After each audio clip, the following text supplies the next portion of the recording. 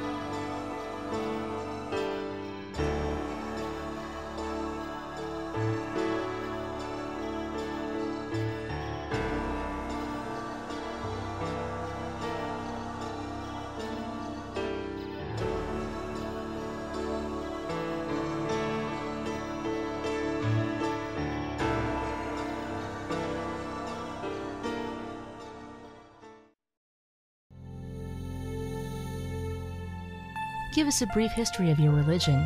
How and when did it begin? The technical explanation is 500 years ago. The mission started out of a place in India we call Bengal. An avatar of Krishna called Sri Chaitanya Mahaprabhu initiated what is called the Sankirtan movement, or the movement of chanting congregationally the holy names of God.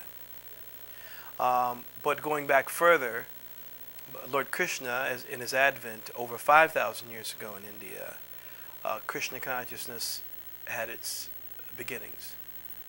But we even go back further than that, but for the sake of some point of reference in time, that's the timeline we'll stick with. International Society for Krishna Consciousness was formed in 1966 by His Divine Grace, A.C. Bhaktivedanta Swami Srila Prabhupada. He came from India on the order of his spiritual master in order to preach love of God to the people of the West. So Srila Prabhupada is in a line of disciplic succession going back directly 500 years to Sri Chaitanya Mahaprabhu, who was an incarnation of Krishna. And from there, still further back, an additional 5,000 years, Lord Krishna manifested or advented in India in a place called Vrindavan and spoke Bhagavad Gita as we know it and have it today. What is the true essence of your religion? The essence is this: to love God with all thy heart and soul. Love and devotion is the entirety of our philosophy. In short, it means that everything we do, all actions and activities that we perform, we do them with the aim of pleasing God or serving and satisfying the Lord. So Bhakti means love and devotion. Yoga, we call it Bhakti Yoga. Yoga means it's technically described as to link up or to connect. That is the actual meaning. So to connect with God through the process of love and devotion. Reinstate ourselves in our natural relationship with the Supreme Lord. What is the mission of your religion?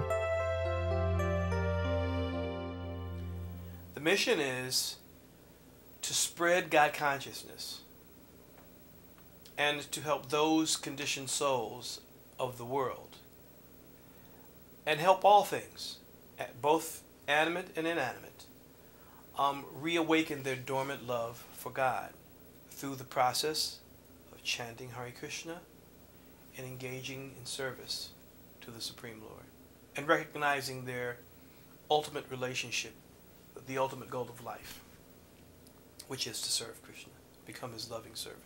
Can you explain what the Hare Krishna Maha Mantra means so that they would know what that means? Well, the process for reawakening the soul is done through the process of chanting. We chant Hare Krishna, Krishna Krishna, Hare Hare, Hare Ram, Ram Ram, Hare Hare. That is called the Maha Mantra.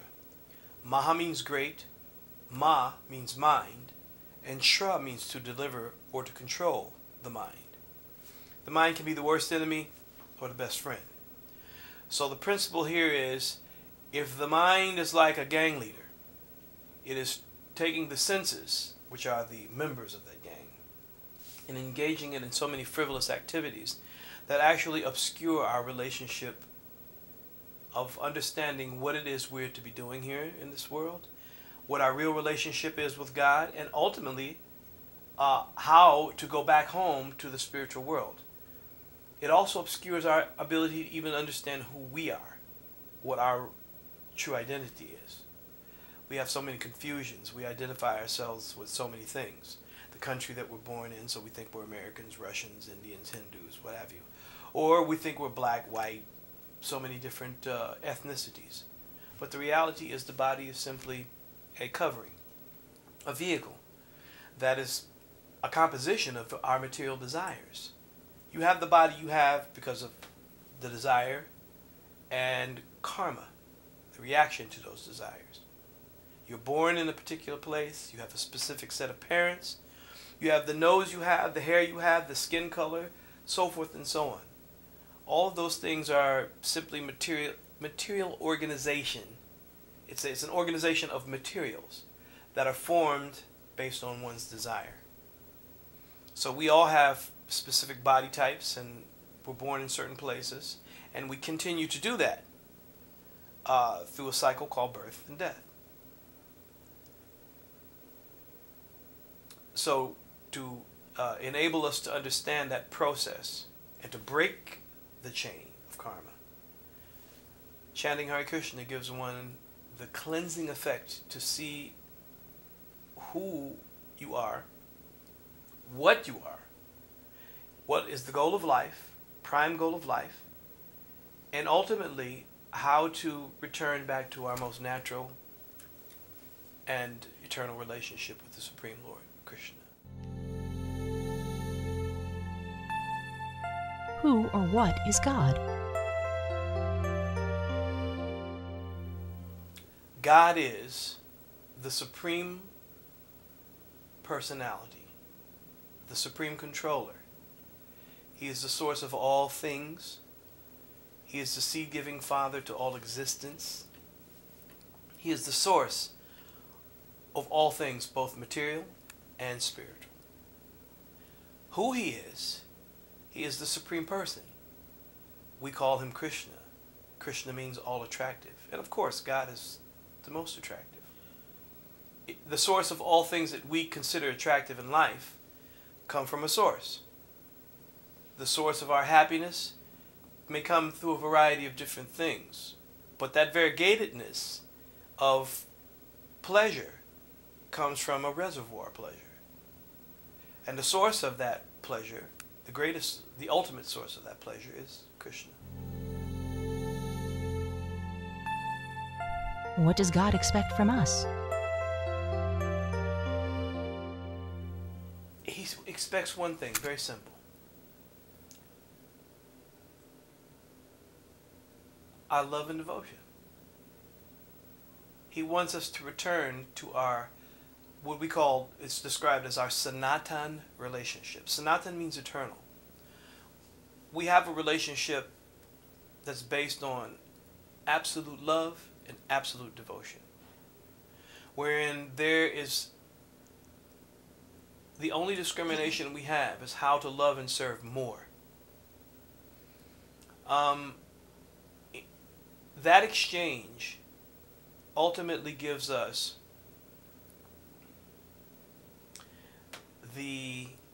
you could say, the spiritual bragging rights of an intimate exchange with the Supreme Lord. And he expects that from us. Service without any reservation.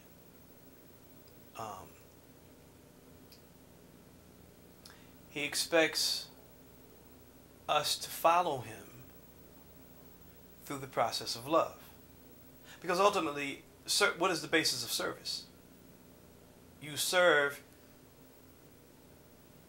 with the intent of pleasing. That's real service. We're not speaking about the basic service that goes on when someone pays you in exchange. It's not commerce. We're talking about the highest, in fact, the highest form of that kind of love we may find in that exists between a mother and child. The mother serves the child without practically any expectation of return. Her true return is in giving her devotion and love and attention to that child. So the closest thing that we can relate to in the spiritual world that we experience here is a mother's love for a child. So we want to come to that platform again. We want to reawaken, because it is a natural condition within our soul. To love God is very natural. What has become unnatural because we're in a material atmosphere and confused by so many other false identities about who we are and what we should be doing. So we've adapted to many restrictions, some seen and unseen. But we've become conditioned by thinking that we're these bodies. And all of the different stereotypical effects that come along with thinking that you're that body. All of the different intricacies and difficulties that we experience when associating with others whose bodies may be a little different from ours. Just think of it. Just a few millimeters of skin covering creates so much difference in the way people deal with each other. When in actuality, when you pull those few millimeters back, we absolutely all look exactly the same. But the outrageous effect of our attachment to what we would like to think of ourselves is based on skin disease. One person has the disease that I'm a Russian. One person has the disease that I'm a black man. One has the disease that I'm Latino. One has the disease that I'm white. And again, I say the audacity of that kind of ignorance is that it displays itself in so many dysfunctional aspects throughout society. I don't like you because not only are you black, but you're not as black as I am. Or you're white, but you're not pure white. When you try to identify the soul or the self as something external, you lose sight of the absolute reality, who you are, and who the Supreme Lord is. So there can never be any true peace. Temporary peace may be achieved from time to time. But there's always conflict because we're conflicted within ourselves. How does your religion prove the existence of God? Actually, the proof of anything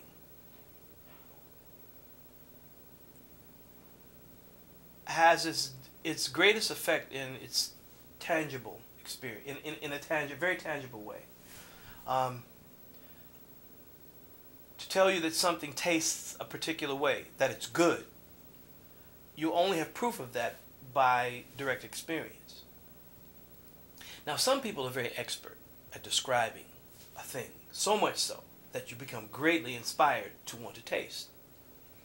I can describe to you a particular type of foodstuff that's so incredible that when I eat it, immediately, just by thinking of how wonderful it tastes, I start salivating.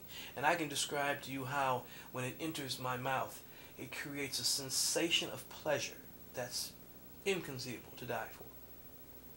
And then you'll say, ooh, I'd like to taste that thing. And upon tasting it, my experience becomes your experience. And then you elaborate on it, and then you want to share it with someone else. So basically, how it's proved is by application. The theory is there.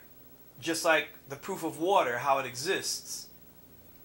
There's a chemical, hydrogen and oxygen, combination of those two things, those two elements produces water. That's the scientific reality of it. And to experience it and what it does, one has to take it to understand its qualities. And to understand how it exists means that you have to give yourself the opportunity for the experience. Otherwise, there's no way, there's no true way. So proving something comes on the basis of hearing from an authority or hearing from someone who has experienced that truth, then intelligently discriminating. You know, you give it some test, but the real test will be in the application to test the theory. So theoretically, and some theories don't work. Many theories don't work. So we say how our religious experience is just that, experienced, comes through the application of it. And of course, faith has to be there. You have to have enough faith in order to even endeavor to even try to practice it. You know, there has to be some faith. So faith is also very important. But even in some cases, one can be totally faithless. Mm-hmm.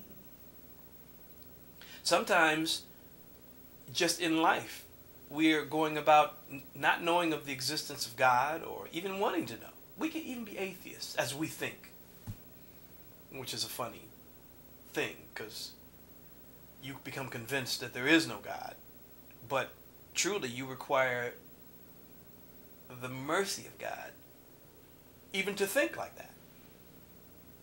See, God isn't God because you believe in him. He's God totally independent of our belief. I mean, he couldn't be God otherwise. God means a supreme being. So it isn't because a bunch of people got together and discussed something and said, oh, this must be God, that now he's elected like some democratic process. No, he was supreme, far, far, far beyond and above our minuscule ability to think that he was God. God was a revelation that we experienced, but he was always supreme. He's the source of eternality. He's the source of all. He's the source of the light and the sun and the moon. He's the controller of time. He created time. He's beyond time. He's transcended time. He's eternal. I mean, that's God. Otherwise, if there's something less than that, then that's not God. If it's something we can put our minds around, then, quite frankly, then that's probably not very supreme. What role does prophecy have in your religion?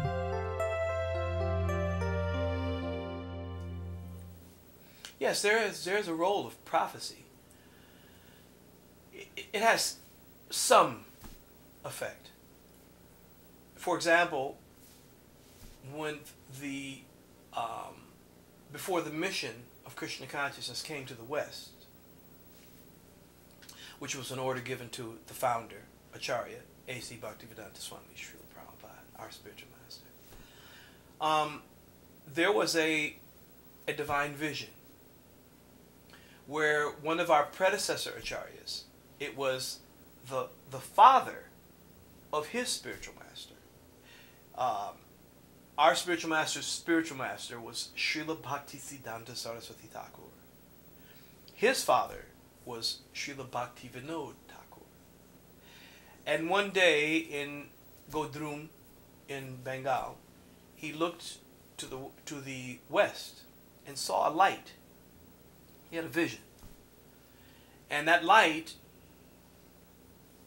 he envisioned a temple, a gigantic temple and community, where he saw that people from all over the world, not just in India, from all over the world would one day come together and would, in a tumultuous, resounding fashion, chant the holy name of Lord Chaitanya. Gauranga, Gauranga, Gauranga. He had that, and he prophesied that there would come a messenger, a divine messenger, who would come and break open the storehouse of love of God, Krishna consciousness, and take it around the world. And that was our founder and spiritual master, A.C. Bhaktivedanta Swami Srila Prabhupada. So Srila Prabhupada was blessed with the ability to bring this Krishna consciousness movement. There was great trial and tribulation. This was not a simple feat by any stretch of the imagination. He came to America with roughly $6 and no idea how he was going to start Krishna consciousness. And he landed in Boston and made his way to New York, of all places, which any of us can attest to today. You can go there now and find it difficult just to get from Brooklyn to uptown Manhattan. And I guarantee you, just that trip alone, by the end of the day, you will be finished with New York and ready to return home. So you can imagine a Swami in saffron dhoti and sannyas clothing coming to a place where people were not just sinful in behavior, but addicted to that. That was the culture. Free love, open sex, drugs, the Bowery. Okay, now we have to really understand what we're speaking of. The Bowery at that time was probably the absolute dredges of the planet. And you could find and do any most degraded thing there in New York. So he landed there and started the movement from that, I wouldn't call it a vantage point, but he started from that place. Very, very humble beginnings with great difficulty. What is the role of nature in your religion's belief about God? The role of nature is that we respect nature very much so, because we also understand that that is the energy of Krishna. Everything is Krishna. We said everything emanates. So our respect for the sun, the moon, the planet itself, the source of water, we understand very nicely is explained. Even the taste of water, when you appreciate the drink of water, rasoham apsokunteya, that taste in water, Krishna says, I am that. He says, I am the light of the sun and the moon. I am the strength of the strong. I'm the ability in man. He is the Bijapita. He is the father, the seed-giving father of all existences. So, respectful in nature means that we understand the order by which it is to be respected and appreciated. So we take things and utilize them very simply. We take the flowers and we offer them to God. We take the grain and the foodstuffs that are naturally being provided, and we create the commerce exchange of eating and purchasing from more of an agrarian concept. And by performing the sacrifice at this age, which is called chanting the Hare Krishna mantra or the Sankirtan movement, a lot of people have chided us and made light of, you know, the Hare Krishnas in airports and on street corners and so forth. But truly, by that experience, so many people who've just heard in passing by, they actually may have even been a little negative at some point. Look at those guys, bald head, the sheets, they're wearing bed sheets, and what are they doing? Only to find themselves a few years later wearing that bed sheet and having a bald head and playing the little symbols. Now we've become much more sophisticated in a certain way in terms of presentation because we've all matured. Many of us have been around for 35, 40, 45 years now, since the early 60s. And so now Krishna consciousness has taken on another, it is, as I'll say, the emulsification of our maturing process took place, a lot of us began to understand the necessity of presenting things as they are, but presenting them in a way that is more palatable to society, to induce, to give them an opportunity to really investigate without prejudice, or to experience without prejudice. And it has become very successful in that way because now it's worldwide. Krishna consciousness is everywhere. The devotees of Krishna all over the world, in the most amazing places. I was just in New York. I expedite for a living, freight. I was in JFK at the China Airlines dock, picking up a package, and great difficulty to get it out. But anyway, when the agent there arranged for someone to bring me the parcel on a forklift, the man driving the forklift kept looking at it. He said, "Haribol!" Haribol. He said, "Jai Prabhu, Hare Krishna, a devotee." He said, "Oh, Prabhu, it's so amazing to meet you here." I have found that unlimitedly in the most unsuspecting places I've run into devotees of Krishna. That is all due to his divine grace again. Krishna consciousness is all over the planet, in the most obscure places. So, I hope I got. Yeah, this is good. I mean, this is what people are going to want, you know, when they go to the library to check these DVDs out. Is to, you know, what's Hare Krishna about? And all they know about is the dancing on the street corner back in the 60s. You know? I swear they do. Yeah. You know, Can I add a little something to that? From that perspective, I want Sure. to add a little something to that. Okay, go ahead. What people experienced in the 60s, it wasn't really uncommon because the hippie movement was doing the same things. You know, people were. You know, I'm 54. I don't know how old you are, but we're all in that era anyway. So what the devotees were doing was actually, it was a complement to what was already taking place. We weren't induced by LSD and pot and this, that, and the other. We were induced by the principle of love of God. But now as it's advanced, as the society has advanced, now you'll find that some of those people who are dancing and chanting are expert singers, expert players of the madungas and the instruments. And now they've refined these things in different ways. And now you find some of the best musicians, actually. And you'll get an experience now when you go to a temple that's really mind-blowing, spiritually moving from the heart. And whether or not, our mission isn't this. It isn't to have you give up your religion. Like, you don't have to stop being a Christian. You don't have to stop being a Muslim or a Hindu. What we're saying is by chanting Hare Krishna, you'll be a better Christian. You'll be a better Jew. You'll be a better Muslim. The process of chanting is a process of purification. And we all need that. No matter what.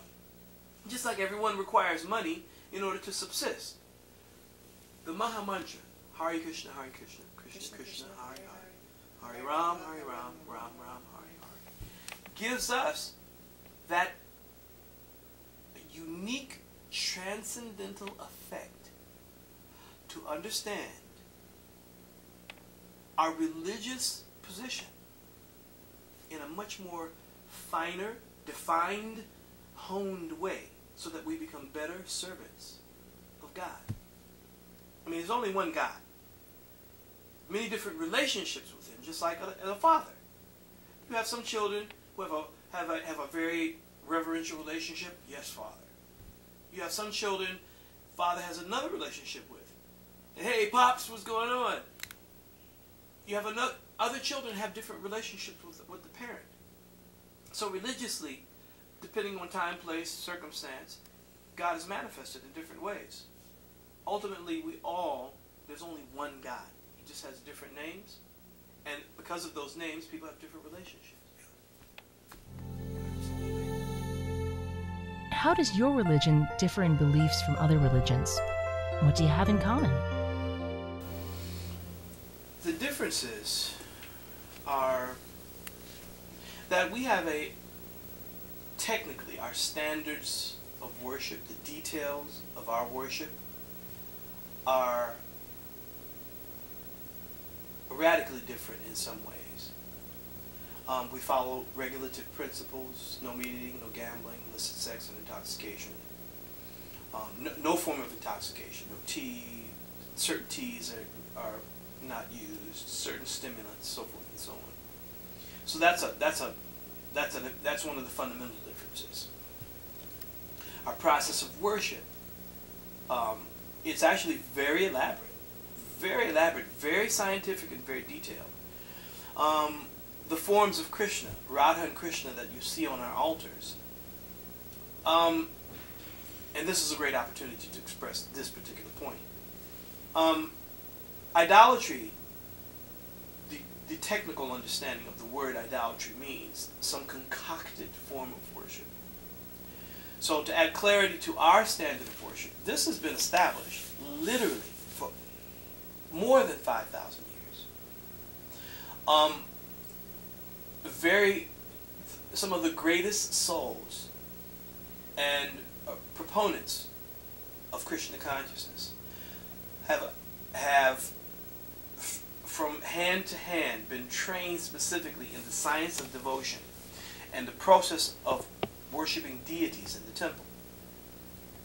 It is not concocted by any stretch of imagination. Whereas today, in some religions, certain things may be challenged on that very same principle.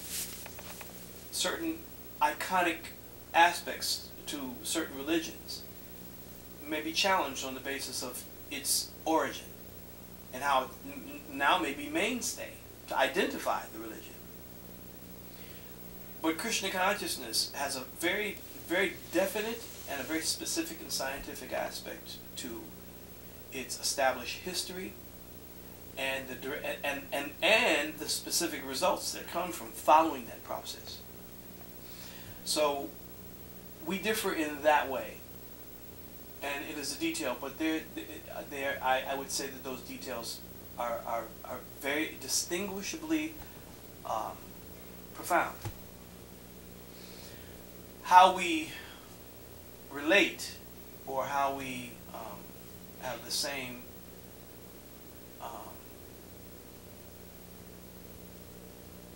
goals or the same directives, is that ultimately religion is this. It is the law of God. Religion is like the laws that one follows in order to get closer in his relationship with God. That's how we regulate ourselves spiritually, to follow the pattern of 24 hours throughout our lives, what we do and how we do it. And religious practice helps us become better in our devotion. The purpose of any religion should be ultimately to love God with all thy heart and all thy soul. In the Bhagavad Gita, Krishna says, all of them as they surrender unto me, I reward them accordingly. So how much you give your heart, how much you truly give your heart and of yourself, is ultimately how much you'll develop your understanding.